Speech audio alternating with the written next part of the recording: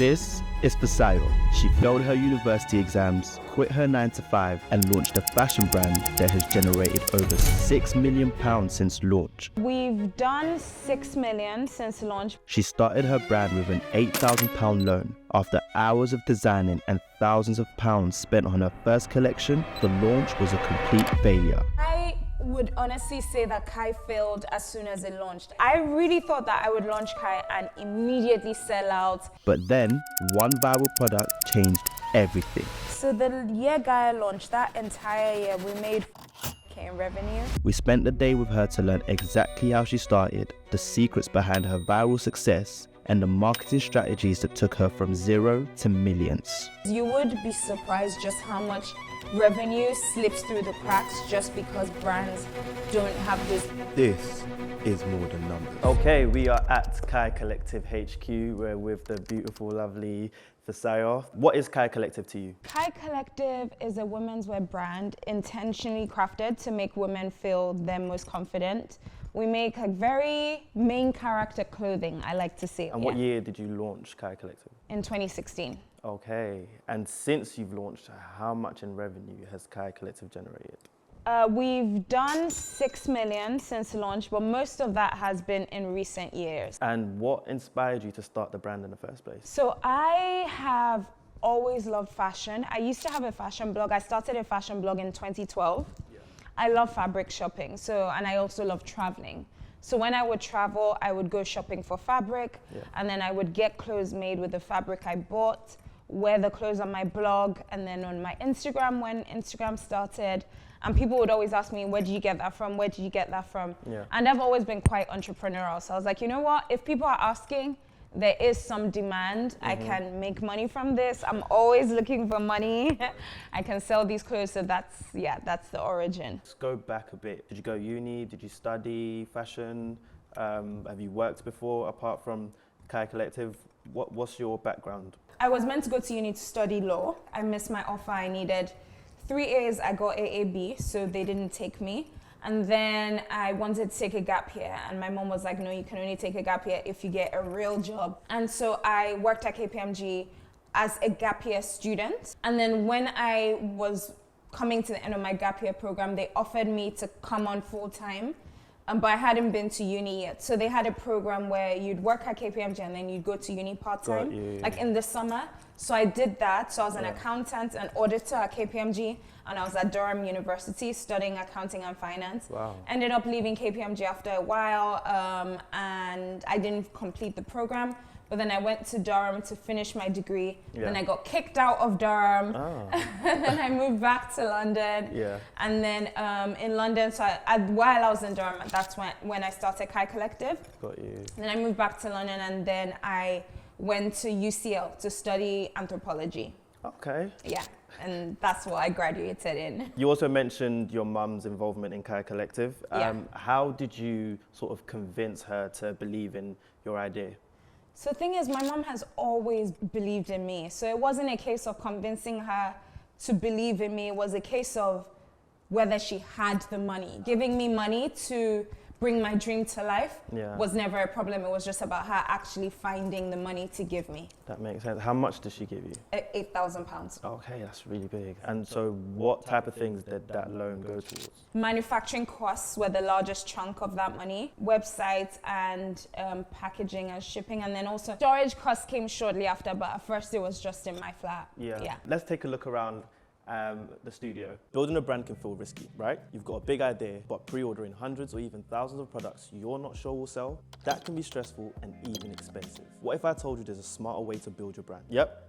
Say hello to Printify, the ultimate solution for creating your own sustainable and risk-free brand. Let me show you how it works. Printify is a print-on-demand platform with over 1,000 products, from merch to supplements. You design it, they print it, and ship it on demand. No pre-orders, no inventory sitting in your garage, and no wasted product. All you need is to pick a niche: sportswear, custom mugs, streetwear, you name it. Create your designs, upload it on Printify, connect your Shopify, and there you have it. Your brand is live and ready to sell. Here's how simple it is. Choose your niche, browse Printify's personalized catalog and pick your products. Upload your custom designs, link Printify to your Shopify store, focus on marketing, and let Printify handle the rest. The best part? You don't need to worry about your warehouse. You don't need to worry about shipping. Printify handles everything. That means you get to put all your focus on growing your brand. So start building your brand today with Shopify and Printify. No risk, no inventory, just pure potential growth. Click the link below and start turning your ideas into income. Fisayo, this is a lovely studio you've got here.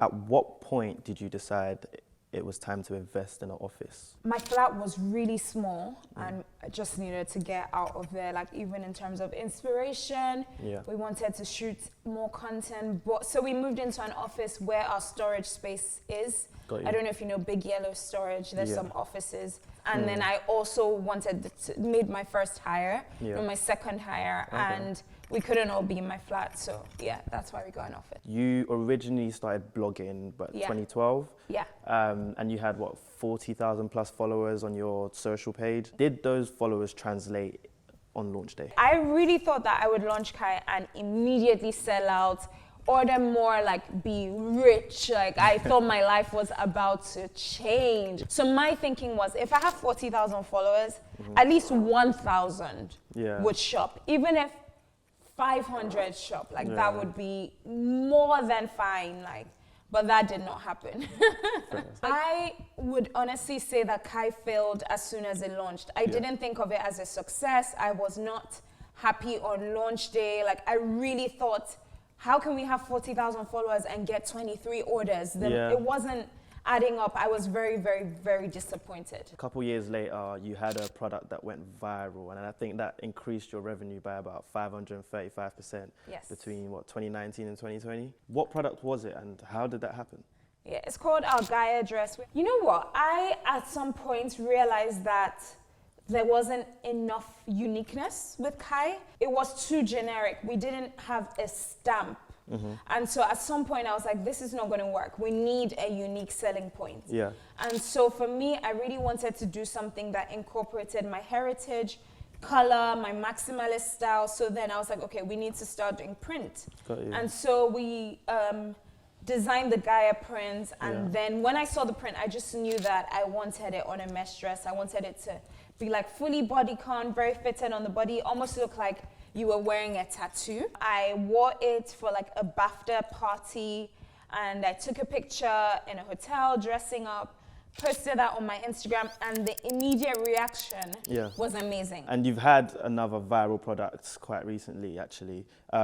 How did you do it again? So I knew that I did not want Kai to be a one-hit wonder. Yeah. So I actually stopped production of Gaia, kept it very limited, quicker than I should. Our robe did amazing, but that has the Gaia print. Yeah. But this year we launched their Desua dress. So this dress I'm wearing right now, but in white, and it's been incredible. Like so many incredible people have worn it, and that's been great. So I would say that in terms of virality, this is probably our first viral product after Gaia. Yeah. We had our vest, actually a tank top, which just has our logo. And of course we have our bag, the London bag, my pride and joy. So this bag is like fully 100% leather. I actually designed and created this for myself. And I went to New York in the summer to scout spaces for our New York pop-up, and I posted a picture with the bag, and after that day the girls were like, we need it, we need it. There's a difference between people saying, oh, please make this, and them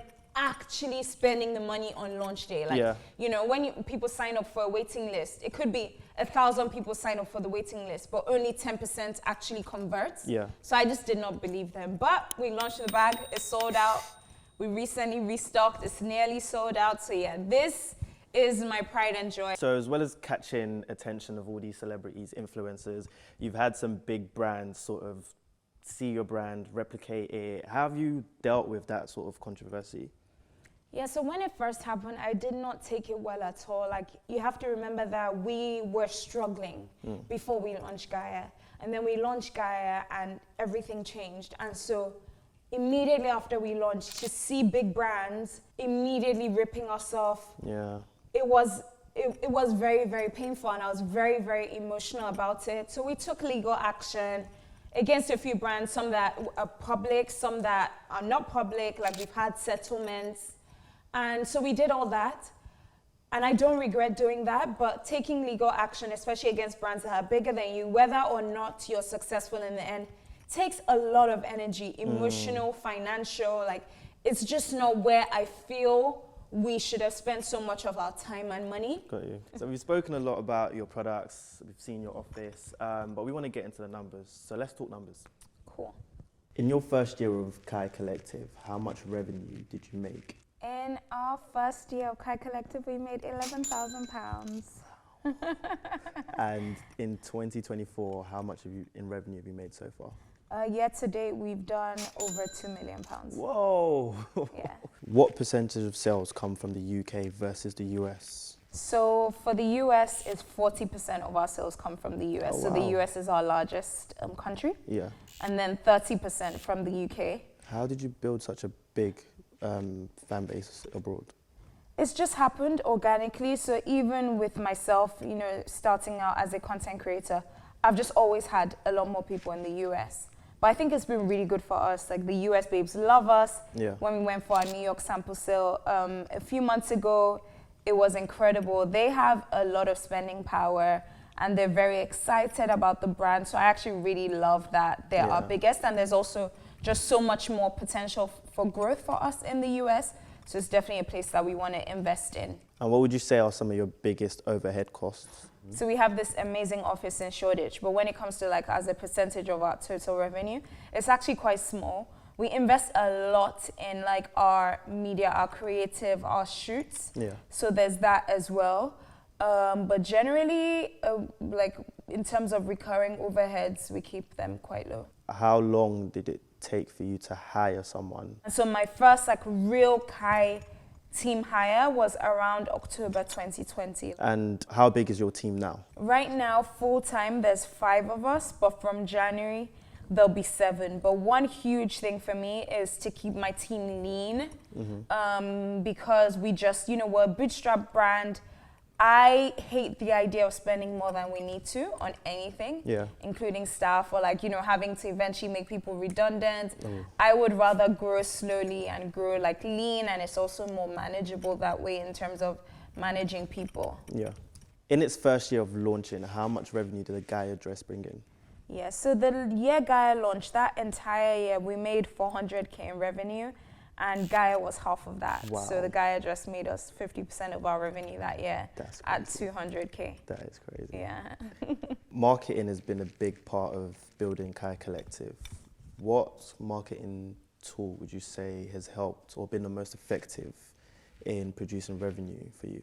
Definitely social media, organic social media. And also, I think we've become quite known for our campaigns and just, like, the level of production and, like, the excellence that goes into them, and people actually, like, look forward to our campaigns now. That's been really, really good. Emails are huge for us. Huge. We invest a lot of time into our emails, into flows. From the moment that someone lands on your website, you should be able to get in touch with them, you know, as long as they consent to it. You know, abandoned basket emails being like, oh, you looked at this, reminding you, like, email flows. You would be surprised just how much revenue slips through the cracks just because brands don't have those email flows, abandoned baskets, and just, like, following up and building that relationship with the customer. You spoke about the email flows, if someone has an abandoned basket, sort of reaching out to them. What sort of tools do you use for that?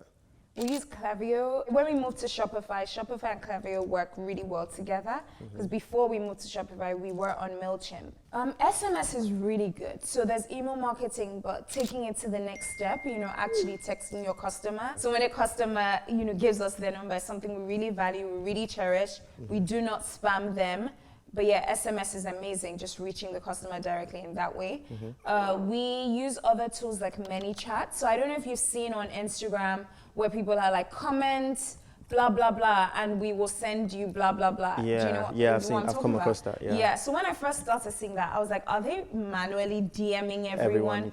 But obviously not, it's automated. So it's a tool called ManyChat, which I think has been an amazing way to grow our mailing list. But there's one we started using recently called Ad Events. So when we have a new launch, a new campaign, and then we send, you know, the campaign by email, we use ad events so that in the email people can actually add the launch to their calendar Calendars, okay. and get a reminder when we actually launch. That really helps. So in the build up to that certain launches, you obviously have like a campaign going on. What Yeah. are some of your notable or favorite campaigns you've had? So this year, my favorite campaign, so our sale campaign, which we did in February or March, one of them was really good. It was like paparazzi style, like asking me when the sale was starting. But my personal favorite was for the London bag. It was called Get the Bag. We shot it in a strip club. Strippers popularized the term get the bag. And we wanted to show kind of different women using the bag in their daily life. So Yeah. my original idea was to show, you know, a mom using it as her diaper bag, a stripper using it in the club to put her cash in the bag, a woman using it as her work bag.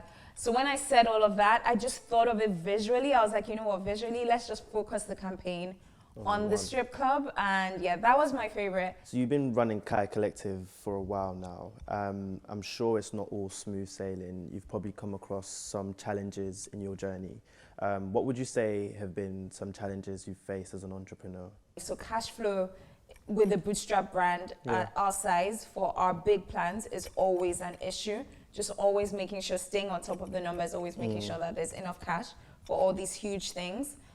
In terms of challenges, also just like managing people. I'm an introvert, so I don't really enjoy management. So that's a challenge as well. Has there been moments where you thought, oh my days, Kai might fail? And sort of how do Absolutely. you navigate through that? Oh, I cry. I'm a crier. Like there have been many moments that I thought we might fail. So COVID, I was expecting it to wipe us out, and it didn't. In fact, it grew our business. Wow, yeah. And we kept selling out. Like with the Gaia dresses, we would launch, we would sell out, we would launch, we would sell out. So the year after that, in 2022, I was like, you know what, we need to invest a lot more in stock and make sure that there's enough stock and we stop selling out so quickly. So then I put so much money into stock. And then like many other businesses in the retail industry, we actually saw sales plummet after COVID. And so in 2022, I had so much money sitting in inventory, and moments like that, I thought, gosh, how are we gonna survive? Throughout your journey, looking back now, is there anything you would have done differently? So I would have started on Shopify in terms of website. I would have paid more attention to email marketing, building up our email flows. I wouldn't have assumed that because I had followers, it was going to translate into sales. I would have made a solid plan for selling, and I would have started the brand differently. I would have launched with fewer products. We launched with maybe like 10 products. I would have started with maybe 3, between 1 and 3, and gotten really good and really popular for one product, like built an identity where, you know, everyone knows that we do one thing really well. And I would just have had more of a unique selling point like we have now. Yeah. But I guess those are the lessons that I've learned over time. Exactly. And what is the future looking like for Kai? How do you plan on building it and making a brand bigger? So one thing I've realized is that I'm not trying to build $1 billion brand. Kai will never be a unicorn. We're not trying to compete with companies like Zara because we don't want to be. I don't want to make clothes on that scale. I want to build a brand so we get to a place where we've expanded into a lot more countries. Like in the US, we have a solid operation in the US, are making maybe 100 times the revenue that we're making now. I would be more than happy. For me, it's more about building our community such that even as we grow, the community that we've built now that feels so close to us and sees themselves in us and feels that representation, that inclusivity. As we grow, I never want that to get lost. It always has to be a priority. And how about seeing Kai in retail stores, or would you like to remain direct to customer? So I love being direct to consumer, and that was I was intentional about that, building that relationship directly with our consumer, because that way we get to keep a higher margin. I never want to put my brand in the hands of another brand and give them that much control and power over us. And a lot of fashion brands have done that because they don't sell directly to their consumer. But now that we've built such a healthy direct-to-consumer business, I do want to be in a few select places just to be able to grow our customer even more access a customer who maybe even has a higher spending power. And so, yeah, I would definitely consider stockists. You've got a lot of people who look up to you, who follow you on different social media, and there's a lot of brands coming up nowadays. What advice would you give to someone who wants to start a clothing brand? You need a unique selling point. You need to create a brand that you're not just seeing out there. I see a lot of brands just replicating existing brands. That is boring. That is not inspiring. How can you build your brand differently from other brands? How can you create a product that people either need to satisfy, a problem, to solve a problem, or they really want to satisfy a desire? What feeling? You need to make people feel something that they haven't felt before. And so how can you do that with your brand? I think that before anyone starts a brand, they really need to think about that. What is different about your brand? Make sure there's something different. That's so good. That's so good. Kai Collective is such a reflection of you, your passion. Thank you for having us today. It's been amazing. Thank you. And a big well done to you as well. I'm wishing you all the best in the future. Thank you. I love your work. I really, really love what you guys do, and it's so interesting. So it's such an honor to speak to you. We'll be back again at 200 million overview. Let's go. There you have it, guys. It's been more than numbers.